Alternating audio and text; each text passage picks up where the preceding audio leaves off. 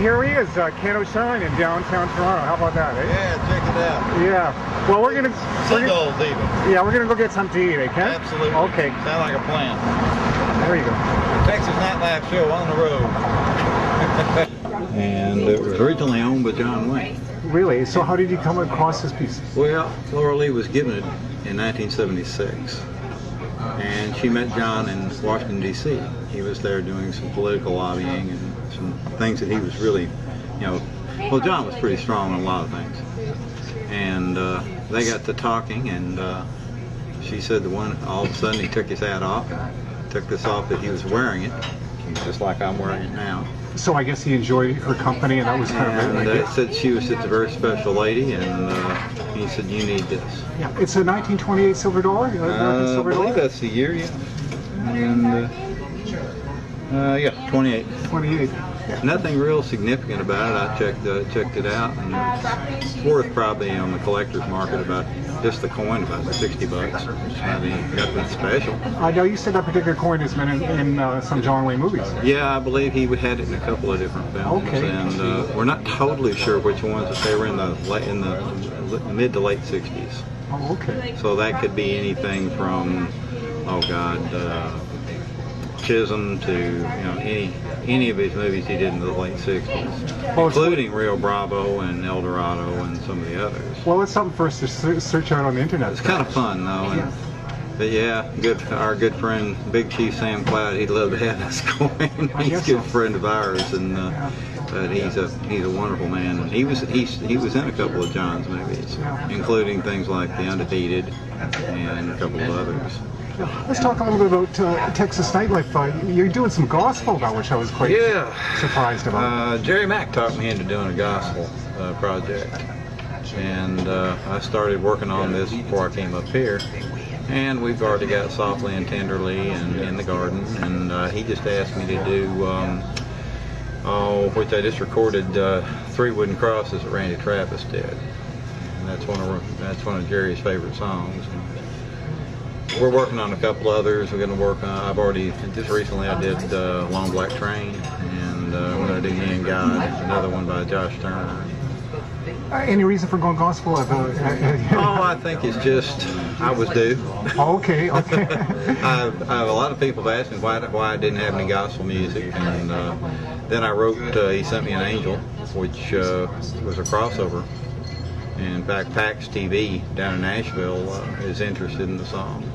The Texas Nightlife, He Sent Me an Angel? Mm-hmm. Okay, you didn't write that? Yes, I did. Oh, you did write it. Okay. Okay. I never considered it a gospel tune. I didn't either, but they seemed to feel like it was a crossover tune. Okay. That it fit in the gospel area, and as well as in the contemporary country area. So it was kind of fun. I kind of got into doing that, and since then I've added a couple songs with Johnny Paycheck, including Old Violin and The Outlaw's Prayer, which I'm real proud of. Both those songs are a couple of my favorites. Johnny's a real interesting character in the fact that when he passed away, he didn't have a penny to his name. Who is this? Johnny Paycheck. Is that right, eh? His friends had to get together and pay for the funeral. My oh my, eh? And he was, like I say, he's a very special fellow. Maybe that's what I'll do. So I don't know. I just kind of got into doing this, and I enjoy singing the songs, and I feel them. Well, as since you are, I always considered you a country artist, and really that's part of the gig. I think most country artists do gospel. Oh yeah. Have you also found God, or is it just part? I've known the Lord a long time. Okay. But I also it's interesting that you kind of mentioned that, because in the last couple of years, I mentioned that Laura Lee and I are friends with Native Americans, and they're very special too, and they have shown us a different direction that you might not ever think of. Lay something on it. Well, I'll give you some idea that they still live close to the earth, and they still talk to God every day, and He talks back. And don't ever think He doesn't. I mean, it's that special a relationship, and they've been that way with God for a long time. But see, they don't call God God. They never have. They call God the Great Spirit. And they call the angels the high spirits. Okay. And they never knew who Jesus Christ was because he didn't walk the plains of North Dakota. And do they believe he even He was walked the plains of the earth? Certainly. Okay. He was the Son of the Great Spirit. Okay. Yeah. They have no questions about that. Yeah. So we've had a lot of misconceptions about these people, and they have shown me some amazing sides to life as a rule. Okay, you're saying the idea of being able to talk back to God. He talks back. In what form or what? The winds, the sky, Okay. the thunder, the lightning. You know, it's interesting. We said we had The very things Yeah. that Laura Lee has in her pond, the fish, Okay. the animals. I think we're ready to order. Yes. Go ahead. Like I say, nature is something they very strongly believe in, and to them, nature is that's directly touching God. That's touching the Great Spirit, and I think it's so cool. And they have the most unique outlook on life. Think about all we've done to them. Let's go all the way back to 1838 when the Trail of Tears happened, and the Cherokee Nation was stolen of all their gold from the hills of Tennessee, and they were forced to move to Oklahoma. And let's talk about Wounded Knee, the massacre there. Let's talk about a nation of people that were 60 million strong, and they were almost decimated down to 800,000. They were almost extinct. And their motto in life is, forget the hate, we're all the same. Is that amazing or what? Yeah. What's the perception? What's the native perception on the afterlife? They believe that, you go to the happy hunting ground, and they've got different phrases for it. Depends on the tribe. And Sam happens to be Lakota Sioux, and he's a big chief. I'm very proud to know him. And Laura Lee knows many up here in the Ontario area. In fact, she's done a lot of negotiations with them, works closely with them. They're wonderful people, and they've had their share of problems. And she's proud to work with them. She's a very special lady in her own right. What's your relationship with Laura Lee? We're very good friends at this point. That's all I'm going to get into. Okay, yeah. But she's a developing singer, for one thing. Okay. Oddly enough, she started her singing in the convent. She was in the convent when she was younger. And I'm having to break her some habits from Sister Superior. How did you two meet? We got to know each other over the internet. That's funny, eh? A lot of people do. It's not uncommon anymore. Yeah. I think it's really cool. Was there a particular site that you met on? No, not really. We started playing cards first, and after that, then we started talking about possibly doing this Pal Talk thing, which I was totally opposed to it.